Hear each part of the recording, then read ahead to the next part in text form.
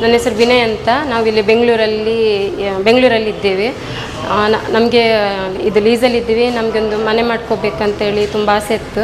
ಅದಕ್ಕೆ ನಾವು ಇದು ಪೇಪರಲ್ಲಿ ಆ್ಯಡ್ ನೋಡಿದ್ವಿ. ಆ್ಯಡ್ ನೋಡಿ ಅದರಲ್ಲಿ ಡ್ರೀಮ್ ಝಡ್ಡದ್ದು ನೋಡಿದ್ವಿ. ಅದು ನೋಡಿ ತುಂಬ ಖುಷಿ ಆಯಿತು. ನಮ್ಮ ಬಜೆಟ್ಟಿಗೆ ಹೊಂದುವಂಥದ್ದಿತ್ತದು. ಅದಕ್ಕೆ ಅಲ್ಲಿ ಹೋಗಿ ಅಲ್ಲಿ ಕಾಂಟ್ಯಾಕ್ಟ್ ನಂಬರ್ ಇತ್ತು.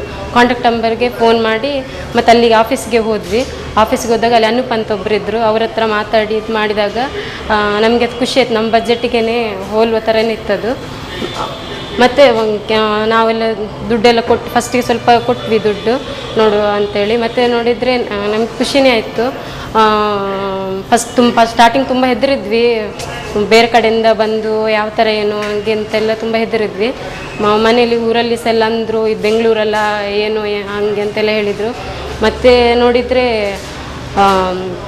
ಸೇಲ್ ಎಗ್ರಿಮೆಂಟು ಅದು ಎಲ್ಲ ಸ್ಟಾರ್ಟಿಂಗ್ ಕೊಟ್ಟಾಗಲೇ ಎಲ್ಲ ಮಾಡಿಕೊಟ್ರು ನಮಗೆ. ಸ್ಟಾರ್ಟಿಂಗ್ಗೆ ರಿಜಿಸ್ಟ್ರೇಷನ್ನು ಅದು ಲೋನದ್ದು ಎಲ್ಲ ಖುಷಿ ಆಯ್ತು ನಮಗೆ ತುಂಬ.